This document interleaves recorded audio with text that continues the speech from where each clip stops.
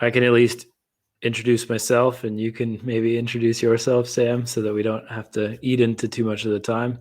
My name is Blair. I'm an assistant cider maker at Little Pomona. I'm from North America, so I may be a bit more used to cider in cans than you folk over here, I guess. But no, I've been over here working for a bit, and yeah, really love the UK. Really love the countryside. And I have been sick the last few days. I'm waiting on a COVID test, so I'm in isolation, but somehow feel better. So yeah, that's me. How are you, Sam, and who are you? I think I'm doing a bit better than you are, Blair. Yeah, I am Sam Nightingale, founder of Nightingale Cider Co. We're based in Kent, in the UK, so southeast. And we've recently started on our journey of canning. We put our first cider in can about 15 months ago, and we've recently invested in a canning line. that's amazing. That's so cool. I actually have one of your cans here. I know it's part of the tasting pack. Yeah, it's beautiful. I probably honestly won't be drinking it today because I'm not feeling up to it, but I will drink it in the near future. Um, so it does seem like Soham's encountering a technical glitch. So it might be a second before he gets in. So maybe as he's sorting that out, oh, he's back. Oh, he's gone. Oh no. This is so rude. Do you have headphones in or anything? Will it let maybe it's just worried about feedback or something on mobile devices. I'm not sure. But that could be it. Hopefully we get this up. I knew there would be some kind of technical thing. Yeah, Albert's saying they had a few tech difficulties. But yeah, I'm thinking that maybe it'll block it if it thinks it's going to feedback and stuff. But who knows?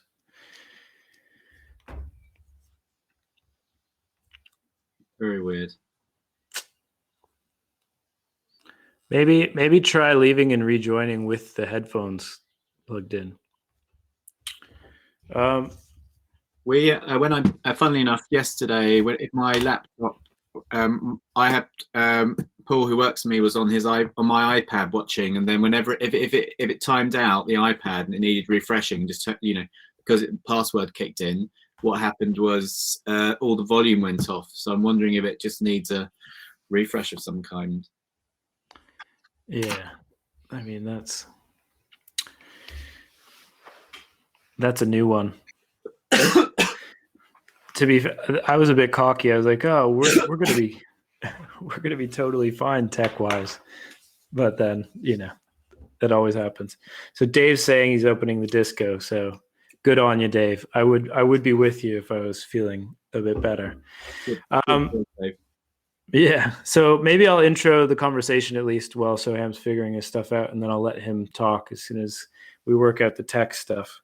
So I think for me, canning and cider is a hot topic in the UK right now. It seems to be, at least. If you guys listen to Neutral Cider Hotel or any of these things, people are discussing canning quite a lot. And I think for a while, the idea of canning cider seemed really big and scary for a lot of people. There's all these horror stories about leaking cans and I don't know, how long cans last and can linings getting eaten away by acid and all of these crazy things. So I think for me, at least, part of the whole idea of this conversation is to actually dispel some of those myths and rumors, and maybe to hopefully make canning feel a little bit more approachable for other cider makers. And in a totally selfish way, like, I'm very interested in canning, and I want to basically steal all of your knowledge so that maybe Little Pomona one day can put some stuff into cans. But yeah, I know that, like, also there's varying degrees. Like, I know you said you've been canning for about 15 months or whatever, Sam, and I know Sam Mount, who was originally going to be on the panel, he's been doing it for years and years and years. So I think it is cool that we could all kind of come together. And I know Soham also has a bit of a different experience in terms of canning for a long time, but also being in that US market, which is really different than the UK. So, I mean, I didn't want to dwell too much on the US or North America versus UK difference, because like when I started drinking cider in Canada, you know, you go to the LCBO, which is the Liquor Control Board of Ontario, to pick up your cider, and you come out with eight tall cans. So like you never have cider in bottles, right? Like, you know, canning's probably the most common.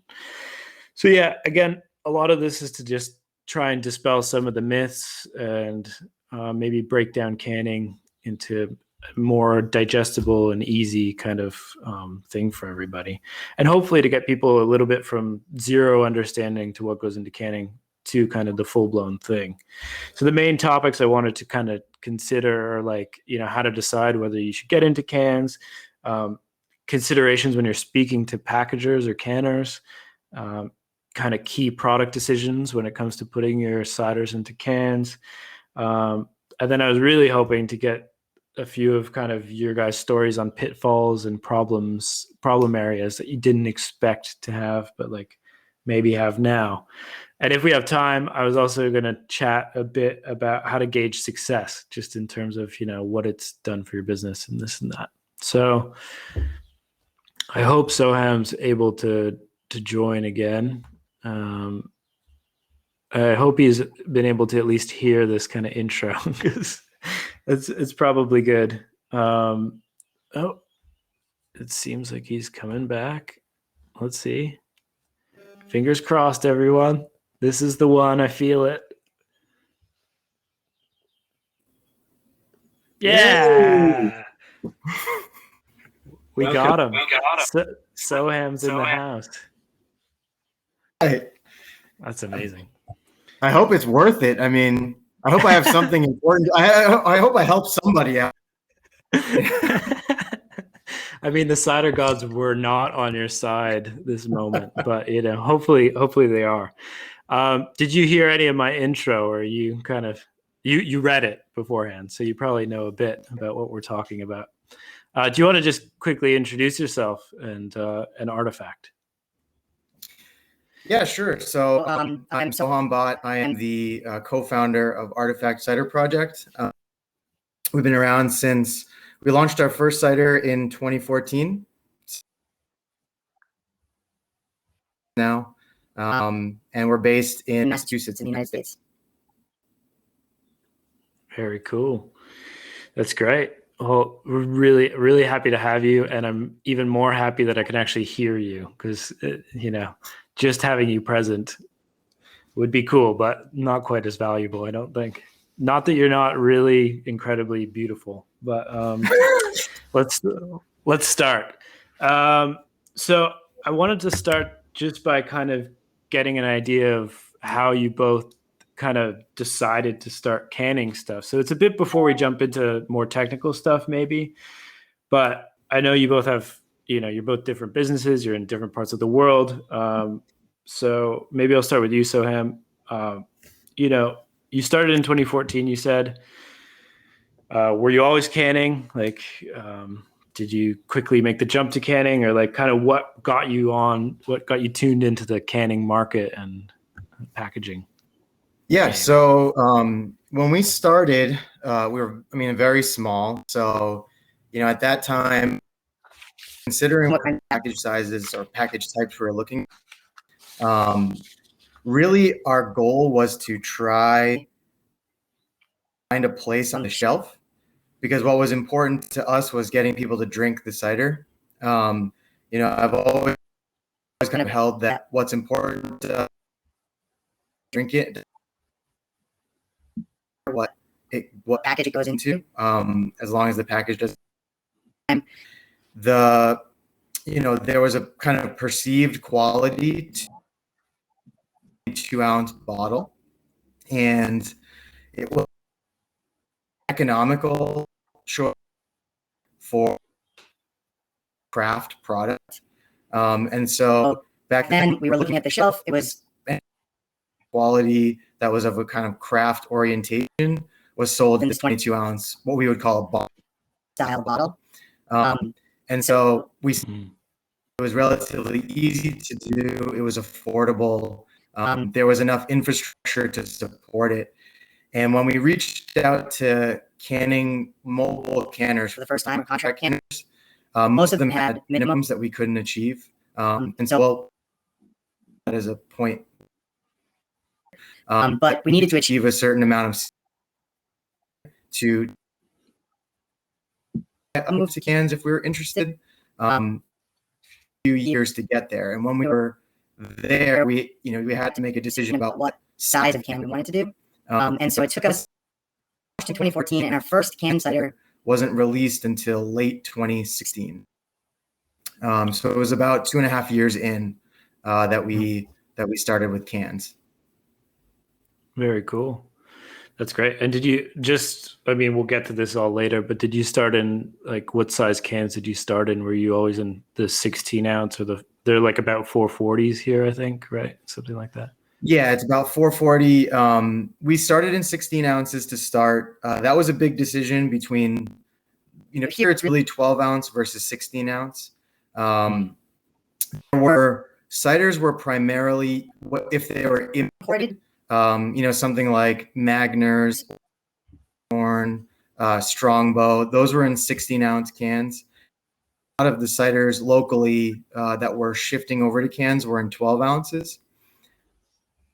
And we were trying to figure out what worked for us. At that time, craft beer was really starting to take off in the 16 ounce segment.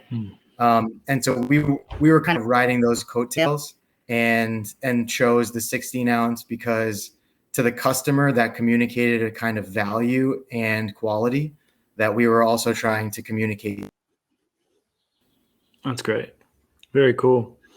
And maybe a question for Sam as well. You said at the start of the conversation that you'd been canning for about 15 months, right? So, but you guys, Nightingale's been making cider. Well, Gibbet Oak / Nightingale's been making cider for a lot longer than that. So, kind of, what was your impetus to move over from just bottled cider and maybe a bit of draft cider, I think, as well, into canning?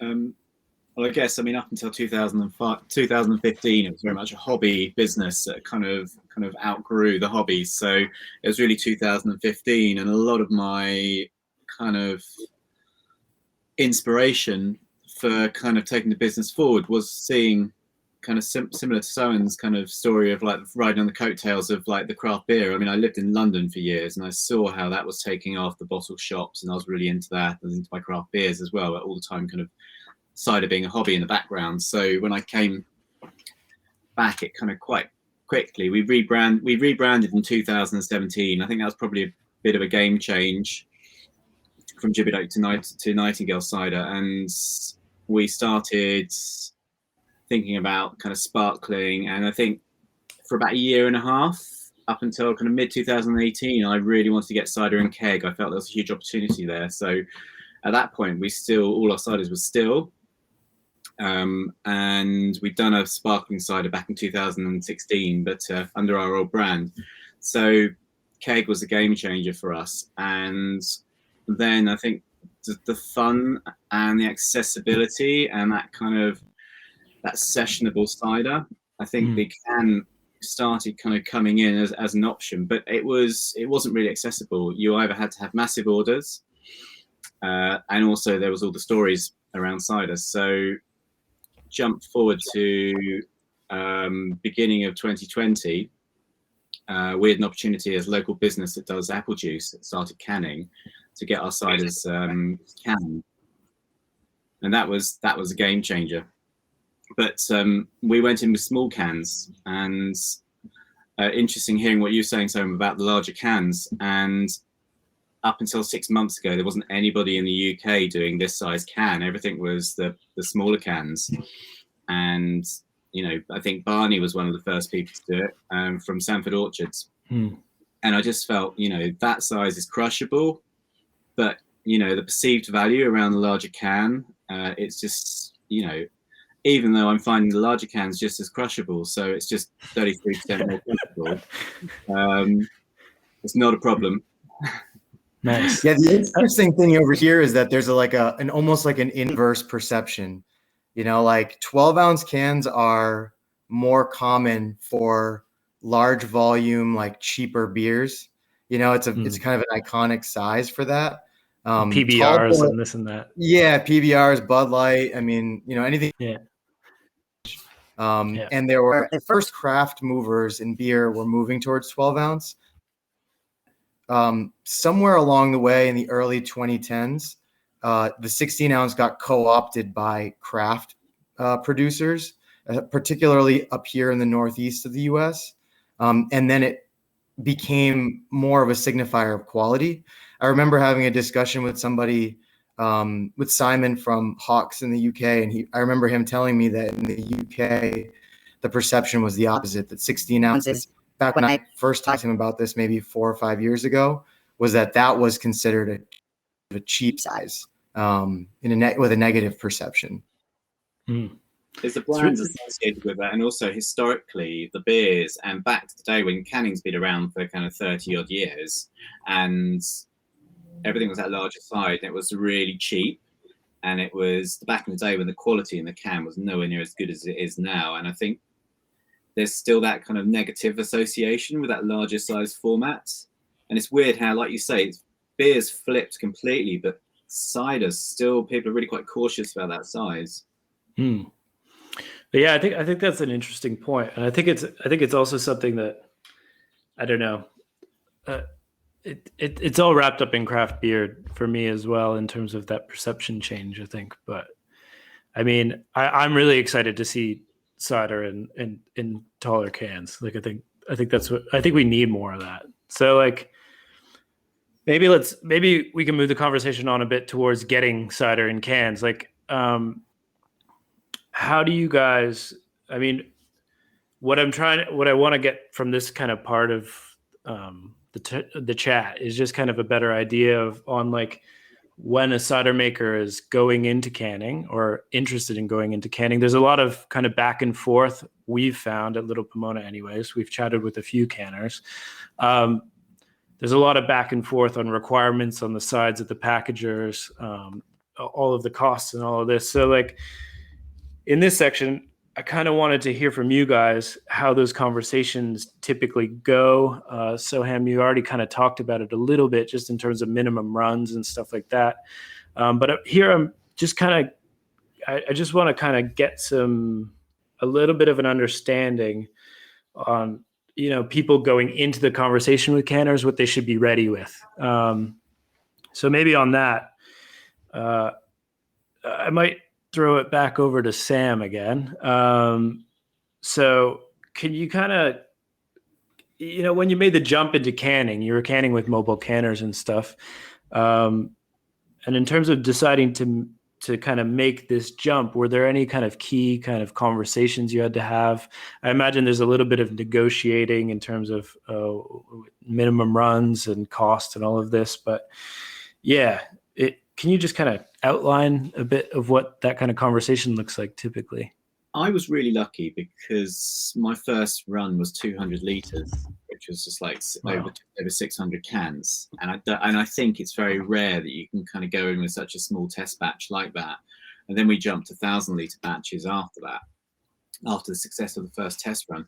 But I guess it's the hindsight of the questions that I should have asked, because I've done lots of research, but there was key things around conversations about, volumes of CO2 that you want, what carbonation level you want, the SO2, the treatment, these kind of things, and understanding if the other party understands what you're talking about and gets that and cares about that and understands how they're going to package and look after your product. I think that's probably a key thing, is how is your product going to be handled?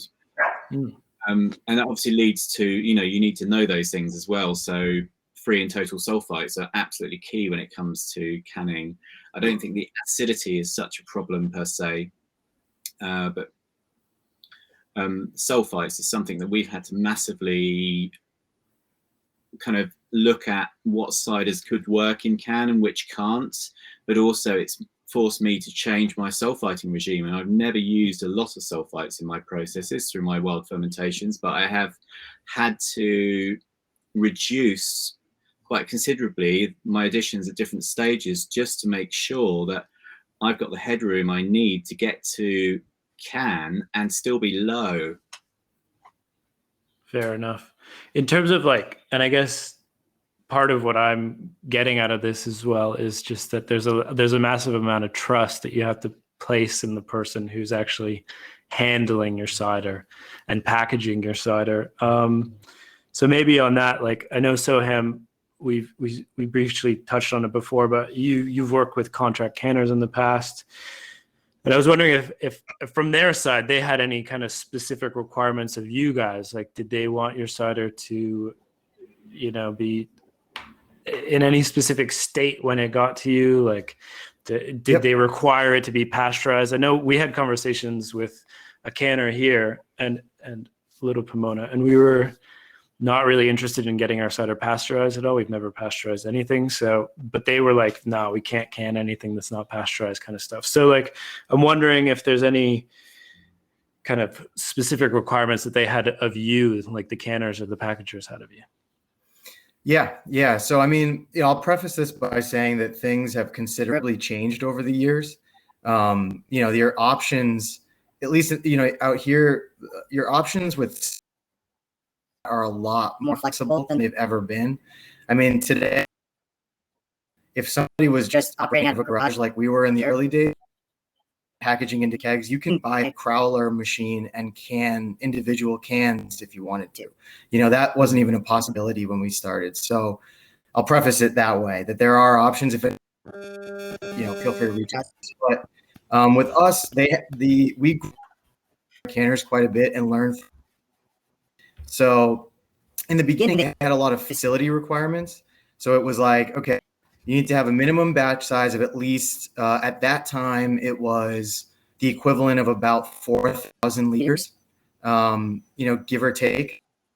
And then, you could go a little bit lower, but you'd have money to show up, depending on how low you could go. And I think the absolute minimum at that time was about 1,000 liters. To have compressed air at a certain type of quality and pressure, 100 CFM, something like that. CO2 that could run at a certain kind of rate because they're constantly purging cans while also pushing carbon dioxide. It's a very big learning experience because little bottles, basically, like 100 pound, like kind of CO2 bottle up. That can't just keep up with that amount of CO2 usage all at once. It would freeze the lines constantly while we were canning. So we eventually called the vaporizer.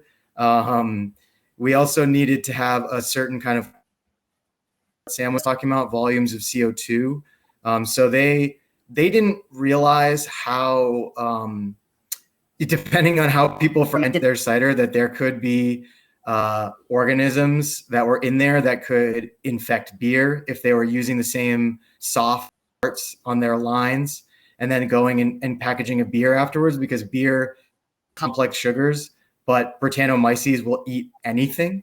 So, when they had a couple of quality problems where they were packaging wild ciders and then going to a brewery, even with a cleaning regime, and getting re-fermentation on the brewery side. So then they started requiring pre-testing of any new product for certain genes that were in strains of yeast that would indicate that it would potentially cause an infection in other products. And so over the years we've kind of and changed our processes. So some of our ciders are sterile filtered, which have residual sweetness in them, which we verify. I basically sign a waiver with them that says that if they have any issues, we're liable for it. And then I do a post sterility test. We have canning where we do pasteurize, in which case there are that everybody should be aware of in terms of there are certain limitations on CO2 and there are certain limitations on total solids, because the heat that you're applying to a can that's being pasteurized, if it's unfiltered and has a lot of sugar in it, it can offset the CO2 that's in there and cause breakout and then explode cans and things like that we had to learn. So there are certain, pasteurization unit kind of diet that you would have to do depending on what your carbonation and sugar. And now the most recent kind of thing that we've been doing is the can conditioning aspect, which is relatively new for beer. It's not that common, especially on the craft side. It's common in bottles, but not in cans. So we've been experimenting with that. And I think that what can conditioning is that it takes away requirements. So you don't really need as much CO2 if you're basically canning off something that's still. You don't need to worry about volumes of CO2 as long as you've dialed in your sugar additions and things like that. So that's a whole new, and that's opening up a lot of, I think, smaller producers have that infrastructure. Now we have glycol chillers and bright tanks and, filters and things we can dial in almost any kind of option that we might want to do. But for somebody who's just starting out, like we were in the early days, can conditioning might be something that they should consider because it does remove a lot of those requirements from the contract canner. That's great. Maybe one thing, I was just looking at the Q&A and I've neglected some of the questions there. So this might actually kind of fit in perfectly well with what you're talking about now. But Helen Jones was asking, what equipment might be required or recommended for small scale canning. So like say you're interested in canning 1,000 liters. I know you mentioned kind of the crowler canning kind of can seamers. I've seen those things online quite a lot, but if you wanted to if cider makers maybe wanted to undertake a small scale level canning, do you have any kind of, you were just mentioning can conditioning might be good, but do you have any other kind of recommendations or ideas on how you might go about that? Yeah, sure. So, I started out what I would call in the guerrilla style of cider making. So I've done almost every sort of version of whatever way that you can do something. So I think that depending on your scale, a lot of people might say that your minimum, if you were going to do a kind of conventional canning process, you're going to need some sort of tank and hold pressure. Ideally, something that can be temperature controlled, so you can force carbonate. You'll need a carbonation stone if you don't already use one of those. And make a decision about your product. If it's going to be dry, it's a lot easier. If it's going to have residual sweetness, it has all the same problems that anything with residual sweetness does, whether it's in a bottle or a can. So you'll need that extra bit of. So that would be, let's say, your most conventional minimum scale. If you wanted to start really getting experimental, there's even locally around here that I've helped set up. Where they'll have a crowler machine. So it's a can seamer. It's a bench top. You buy like a pallet of empty cans and get some. And what you would do is you would keg your cider. So you'll need the equipment that would be required for kegging. Because you still need something that you can hook up to it and send product without a pump. Then you can just kind of set up a little very primitive kind of canning setup where you can do a small fill from amount. The keg and fill from the if you were kind of in a tap room in the West Coast in the mid late 90s or something like that. The only thing about that is that you don't really get the purge. You might have to set up some air out before you fill it, and like what Sam was saying before. Your SO2 levels also need to be very thoughtfully considered before you do any of this stuff. We're starting to see that is becoming a much bigger concern than it was even before. And that has to do with the shift in the can liners, that the manufacturers have made. So I don't know how much you want to go into those details. I mean, it might be good just for everyone on the call just to maybe briefly touch on can liners. I'm not sure if you or Sam wants to give us kind of a rundown on if you're having these conversations with canners, if there's specific requirements for cider, or if there's a recommended kind of can liner. Yeah, I'll leave it to you guys to decide that. I mean, the research that I've done in the UK, and I've spoken to, because I'm not dealing directly with can manufacturers, but at the moment we're working with a company called Oasthouse, which supply 4 or 5 different cans, and all their liners are suitable for cider. It's quite hard getting your hands on kind of manufacturer spec sheets, but I've obviously my sulfite regimes are kind of within that, so they're kind of, it sounds like there's generally kind of a one fit kind of liner, which is like improved liner, which is fairly standard. Then you've got the BNAPI liners, which it's, God, I can't remember what it stands for now. It's non-BPAs. Non-intentional BPA, isn't it? Which is like plastic particles which you get in liners. So you can have a choice between those or not. What I've seen on the States side is there's a lot more choice on liners, but you might be able to kind of offer more info on that. So yeah, there are three basic liners that are available out here. BPA was the one that was used for a long time. It's bad for people, but actually kind of good for cans.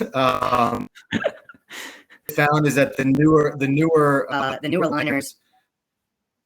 So what ended up happening was people started canning their ciders with the two new liners that were released, and when they would get one of them, and I can't remember the exact, there's no like lot code or anything like that, is that they started getting these bizarre sulfur reactions that would manifest as if it was reductive. So you would think, oh man, I messed up in the cellar, and this, the can is hermetically sealed, so it's a highly reductive environment. And so I've made a mistake. This cider is full of H2S because of me.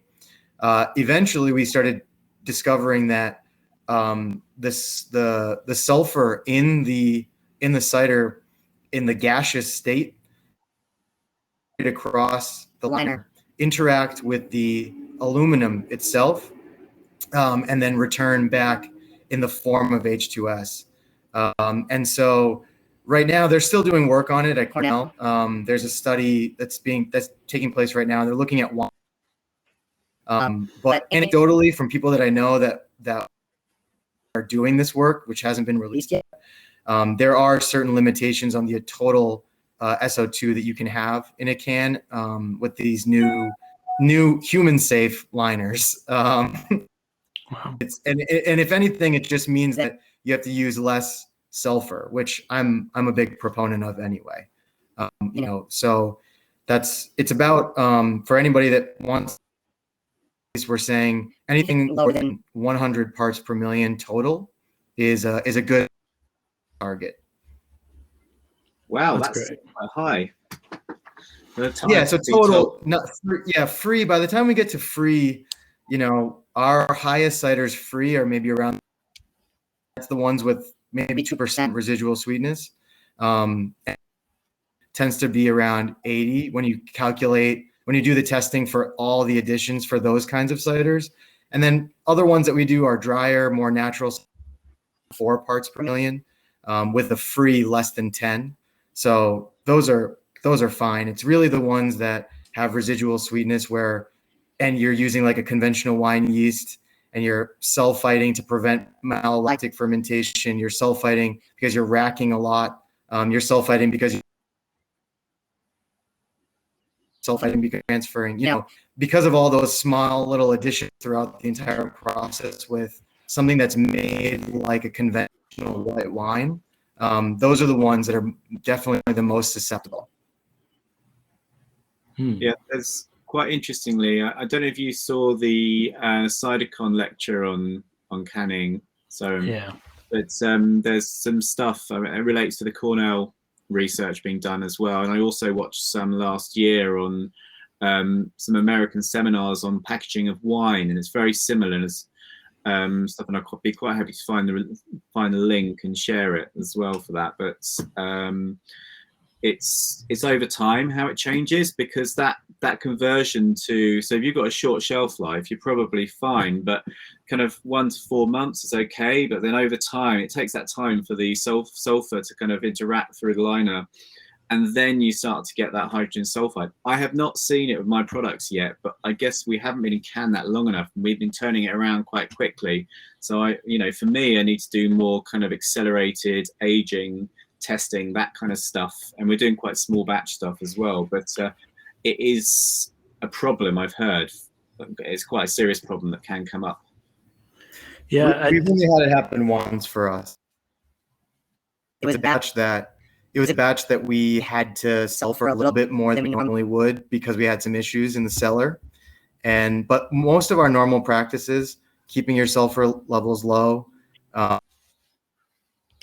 it's really when you go aggressively or like a big, large manufacturer where it manifests.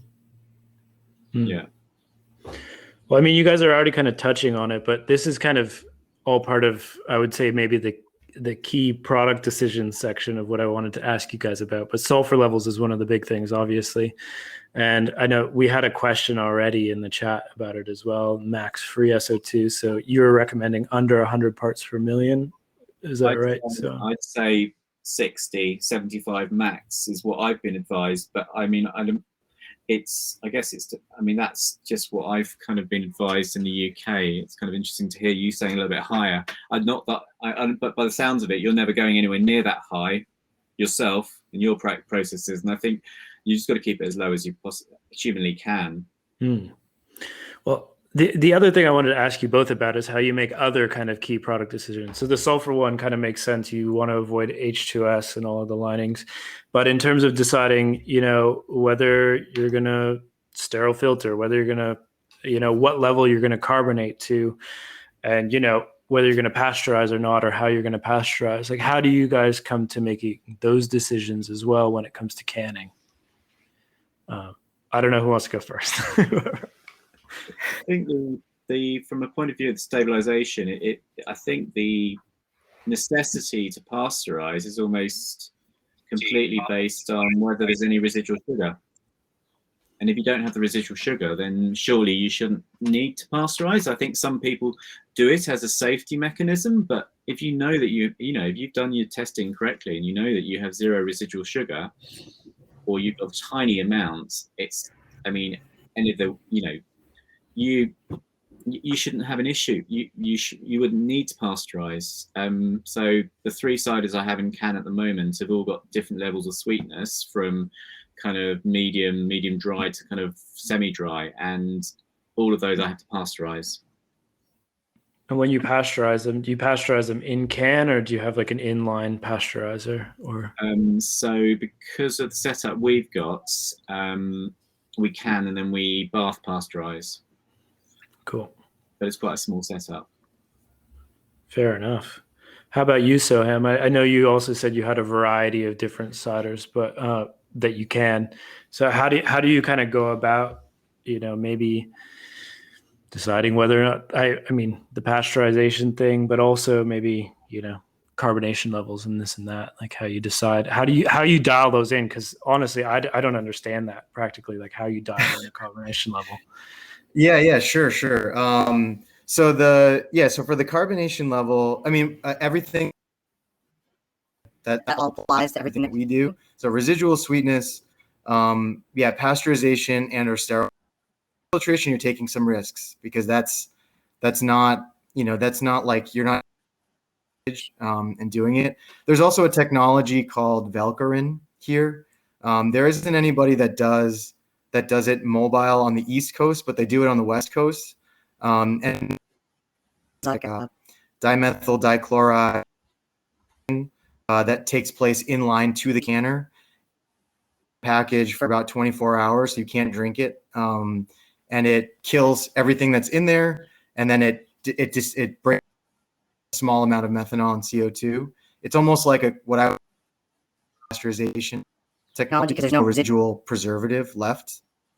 It's something that's a little bit more advanced, but yeah, it's carbonation is really your best bet when it comes to something with residual sweetness.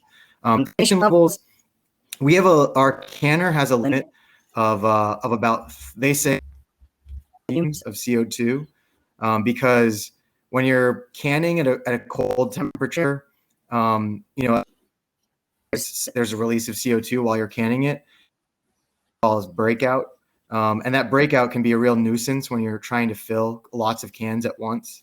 And so anything above 3 is generally frowned upon. And so with carbonation, dialing in carbonation, we just borrowed a lot of info from the beer world.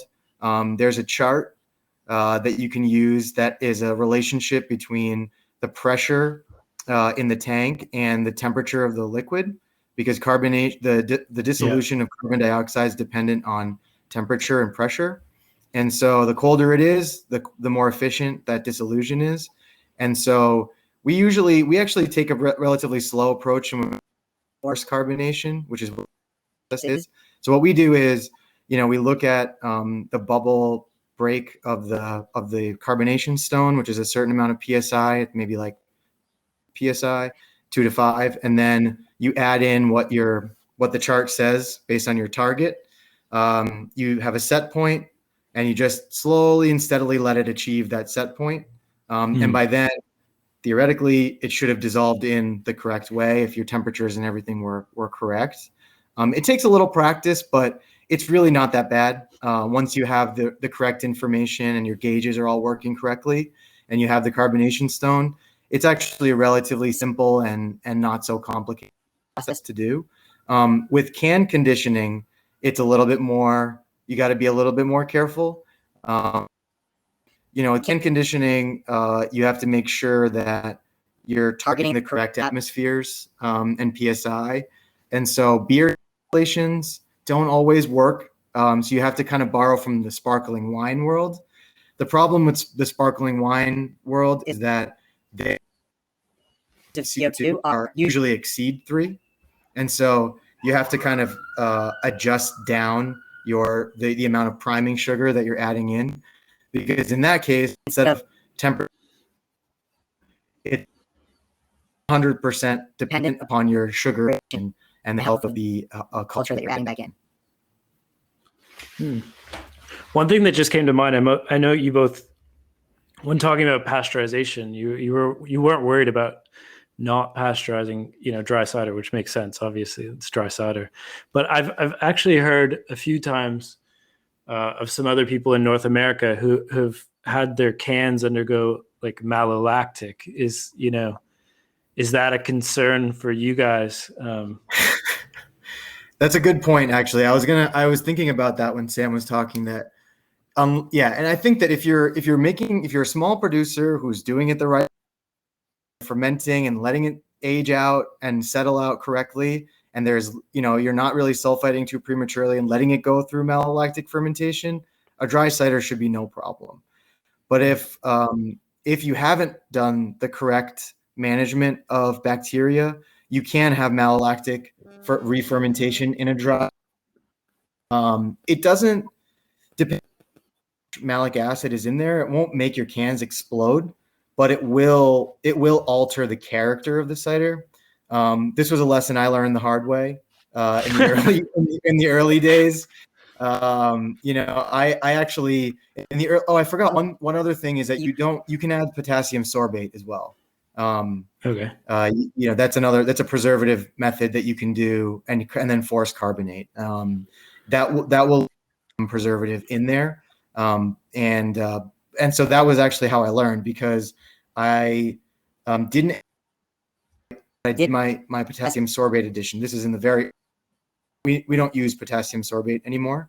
But I didn't take into account the fact that malolactic fermentation could take place. So I had this really nice cider, very crisp, because it had a lot of malic acid in it, some residual and the residual sweetness stayed, but the malic acid started converting. And so it went from something that was aromatic and fresh to a full-blown diacetyl ball. from that happening. So definitely a mistake I learned from. That's great. I interesting. You talked about potassium sorbate. When I first started canning, it's something that I've used, but I've removed. I don't like the idea of it using it per se. But also, I know some people have said you can get like a geranium taint from it. Yep. Yeah. If potassium sorbate interacts with lactic acid bacteria, it will create geranium taint as well. So that's another thing, another downside of potassium sorbate. Are you just out of curiosity? Are you fermenting in steel vessels? We do a combination of steel, oak, and poly. I started out using in the early days PC totes, and I still love them. Even though we have 3,000-gallon stainless steel temperature controlled tanks. So actually we do age our ciders in large 3,000-gallon poly tanks.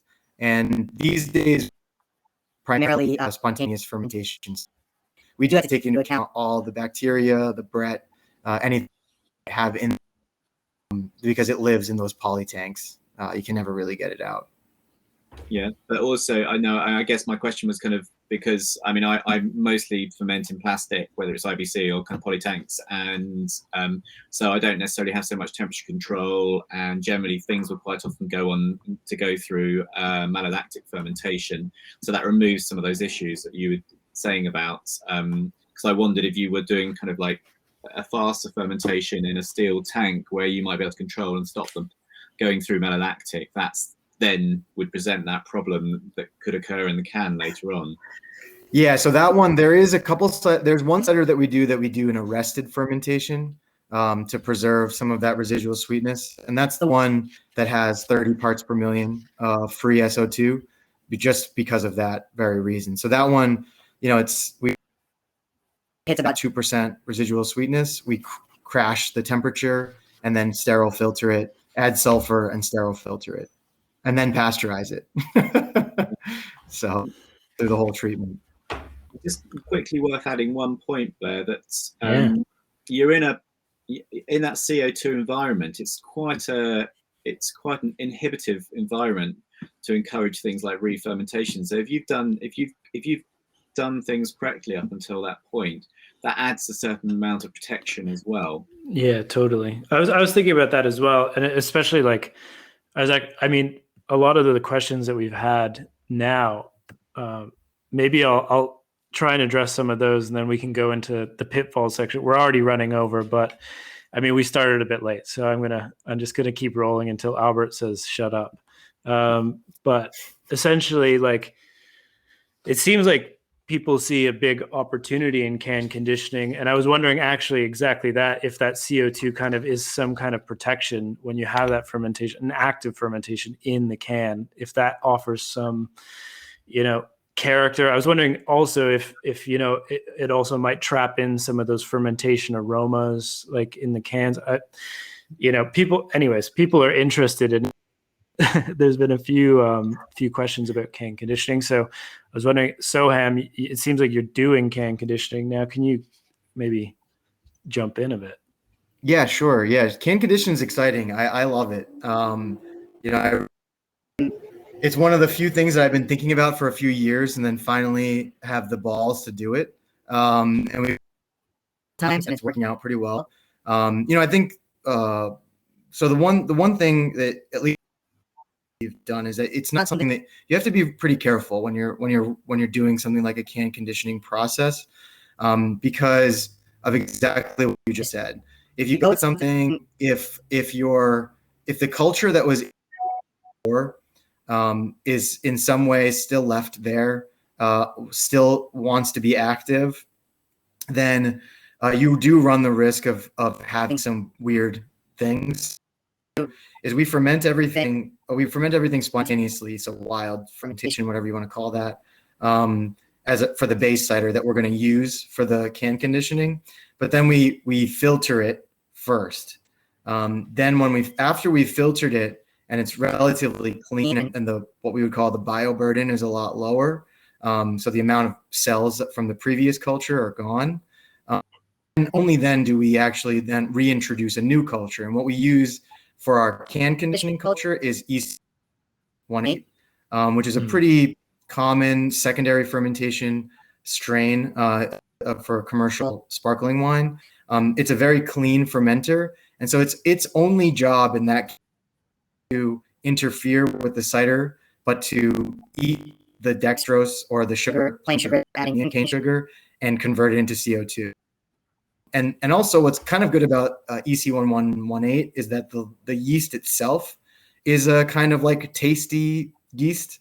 So it as it sits in the bottle or in the can, and it takes, over time as it slowly, it adds the same kinds of notes that you might get in a bottled, bottle conditioned or bottle re-fermented traditional method kind of product. You get those kind of toasty notes, you get some creaminess, you get some texture.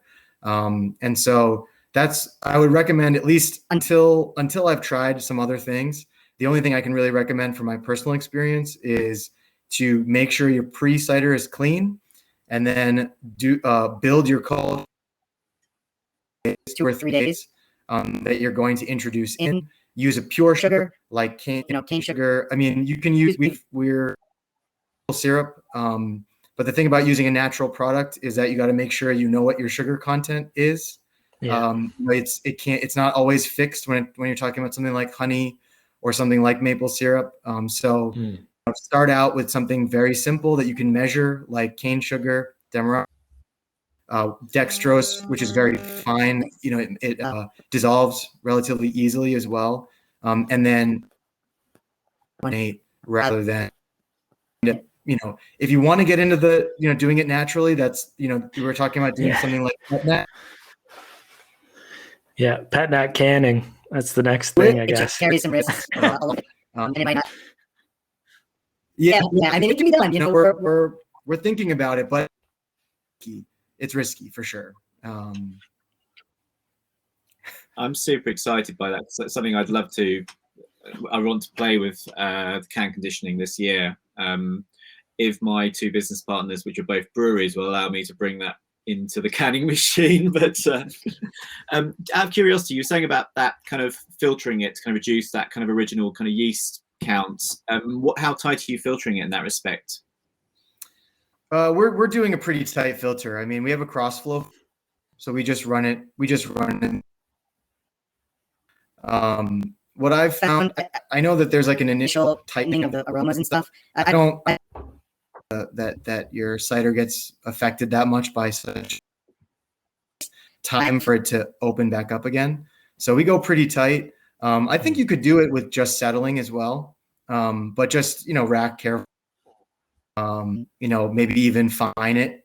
I think fining it and racking it carefully could also work just fine. If you have something that's been aged. Just fine. How tight are you going with that? 1 micron, would you say, or with that low? So the cross flow is 0.45. Oh, so down sterile then. Yeah. Very cool. Well, I mean, now we're very over time, but maybe if I can quickly get, each of you guys to maybe, I don't know if you have specific examples of a pitfall or a learning experience you've undergone. I mean, Soham, you already gave us a few. I'd like to hear from you. If you have any examples of kind of pitfalls or problems that maybe people could avoid. Maybe we'll start with Sam. I mean, and somebody also asked a question about how you get your stuff canned. So if you can also explain your new canning venture a little bit, that would be great. I think, it's been a really steep learning curve, and it's taken like 8 or 9 months of conversations. I've gone in 3 ways on a canning line with 2 local breweries, which has made it possible because none of us could afford to do it. But there's so much to think about. If you're setting up your own kind of canning line, it's a big investment. I mean, the canning machine was 26 grand. We've spent 40 to 50,000 pounds now on the space, the unit, everything, the equipment to go around it. I've got an old Grundy tank which I'm using, which is what I started kegging in, which isn't ideal. So you've got to invest in like temperature controlled tanks. You know, you want you kind of get good constant carbonation. You want to get a CO2 meter so you can. I mean, as Soham was saying, if you use Henry's law, you should, and you've got good temperature control and good pressure with a stone, you know the cracking pressure of, you should be able to kind of get it pretty sweet every time. But it's useful to kind of be able to kind of check your carbonation levels. And there's more and more people doing it now. Yeah, I'm doing it, and I'm really happy to kind of answer any questions people have around it. We're hoping to be able to help smaller producers kind of access it as well. Maybe 500-600 litre batches as small as is something that we might be able to help with in the future. But that right now things have gone a bit crazy with lockdown opening up. So, do get in touch for sure. Very cool.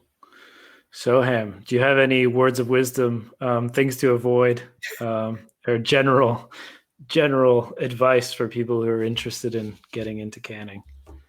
Yeah, I mean, I definitely try it if you can make it work.